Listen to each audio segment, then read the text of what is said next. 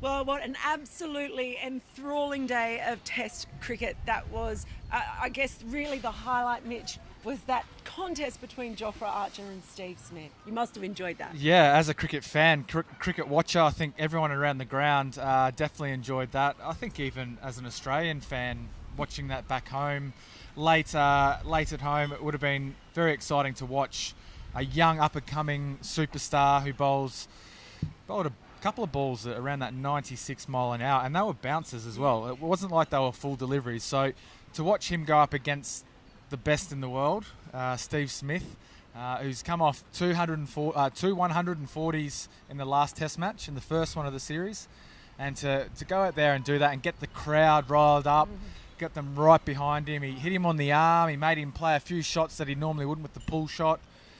So it was all happening, and then the one that struck him on the back of the head or the side of the neck, definitely you could feel the crowd sort of really dull. They had that dull moment. But fortunately enough, he seems like he's fine at the moment. Steve Smith, he did come back out to bat, and the contest was back on, but it was a great day of cricket. I just really loved watching it.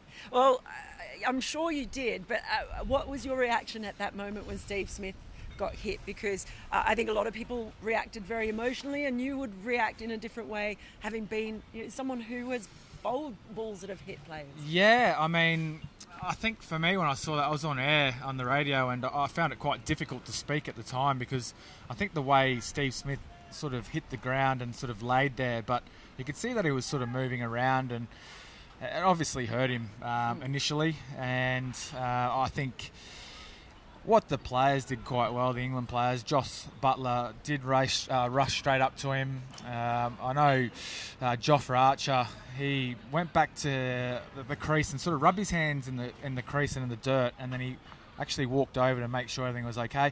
Look, in that situation, I think they did everything that you could as a player, made sure that he was okay as best they could. They're not professionals in the medical world, so they had to leave that up to the professionals to make those decisions and sort of sort that out. So I think, there is a bit of stuff going. We were just having a discussion off air about the social media side of things, and there's been a few things said about the Butler and Archer laughing or smiling. Well, there was a shot, wasn't there, on the TV where they sort of, it looked like nervous laughter to me. I don't know how you saw it, but... Well, the thing is, what were they? You don't know what they were laughing at for a starter. You'd have to ask them if you really wanted to know. But for me, they weren't laughing at Steve Smith. I think it's more like what you say. There was a bit of nervousness, and you could tell that Jofra Archer was a bit shaken by it. He's a really cool character. He's calm, but you could just tell in his eyes that there was a little bit of that concern there as well. The game is played where you bowl short balls. We saw Paddy Cummins bowl that earlier in this test, and he went quite hard at Jofra Archer. So it's expected in this game. There was nothing illegal about the delivery. There was nothing. I don't think it was too much of it. How do you get Steve Smith out? We keep talking about it.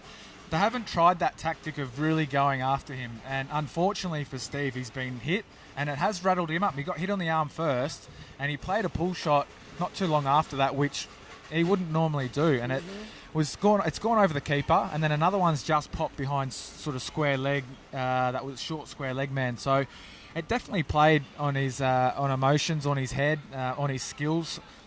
So it's part of the game, and I think there's been a little bit too much taken out of what's happened out there today. But I think one of the biggest disappointing things for me was the crowd, and I'm not saying it was the whole crowd, but there were a couple of boos that we could hear through the microphone or the effects, which really disappointed me. When Steve Smith come back out to bat, I don't care what people say. They can say, yes, he's a cheat, all that kind of stuff. That's why we're booing him. But that's absolute load of rubbish to me, because, yes, he's done what he's done. You can boo him if you want when he's coming onto the field at the start of the play, if that's how you feel. But for me, he's just come back. He's taken a heavy knock. He's taken two heavy knocks. He's had the... I guess that he's braved up and thought, okay, well, I can still bat here. He's gone through all the concussion tests and everything like that. Not many people will be able to do that. I remember in 2008, and Graham Smith come back out to bat, and the crowd were on their feet. And the majority of the fans here were, but there was to me, they're not cricket fans, the ones that booed. What did you make of him sort of coming back out. Did go to hospital and have an X-ray on the forearm to make sure that wasn't broken. Did it sit comfortably that he came out so soon after? He didn't really want to go off by the looks of it, but I think what sort of... Well, he did also look a bit like, I don't know, he did some funny things when he came back out. Yeah, he does funny things in general, doesn't he, Steve Smith? But he did definitely look, the way that he left the ball and it was given out, it's sort of like, didn't look like him. A little bit off maybe.